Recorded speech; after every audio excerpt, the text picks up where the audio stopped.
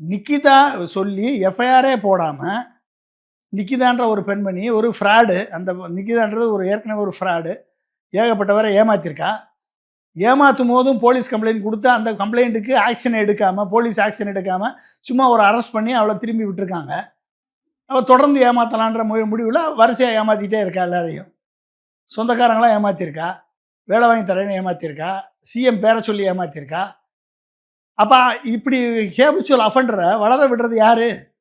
இந்த அரசியல்வாதிகளும் போலீஸும் தானே.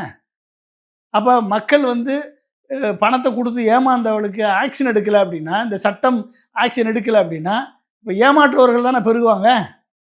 ஏமாறுறவனுக்கு வேறு வழி இல்லாமல் இங்கே போனால் வேலை கிடச்சிடாதா, அங்கே போனால் வேலை கிடச்சிடாதா, இங்கே பணம் கொடுத்தா நம்மளுக்கு எதாவது கிடச்சிடாதான்னு மக்கள் அலையிறான். அவனை தவறாக அப்படி அலையிறவனை தவறாக கைட் பண்ணி அவன்கிட்ட பணத்தை பிரித்து பிடிங்கக்கூடிய இந்த மாதிரி ஒரு ஒரு சீட்டிங் பெண்மணிகளை நீங்கள் கடுமையான தண்டனை கொடுத்துருந்தீங்கன்னா, அதுக்கான சட்டத்தை ஏற்றியிருந்தா, ஏமாற்றினால் நீ 8 வருஷத்துக்கு வெளியே வர முடியாதுன்ற சட்டத்தை ஏற்றிருந்தா ஏமாற்றுவாங்களா? ஏமாற்றக்கூடியவர்கள் அது சொத்து மொத்தமாக பறிமுதல் செய்யப்படும் சட்டம் வந்திருக்கா? அப்போ ஸ்டாலின் அவர்கள் ஏற்றணுமா இல்லையா?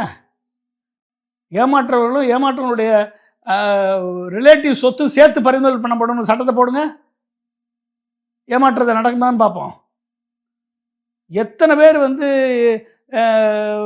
தன் இடத்த கொடுத்துட்டு நிலத்தை கொடுத்துட்டு ஏமாந்து நிற்கிறான், தெருவில் நிற்கிறான். அன்னைக்கு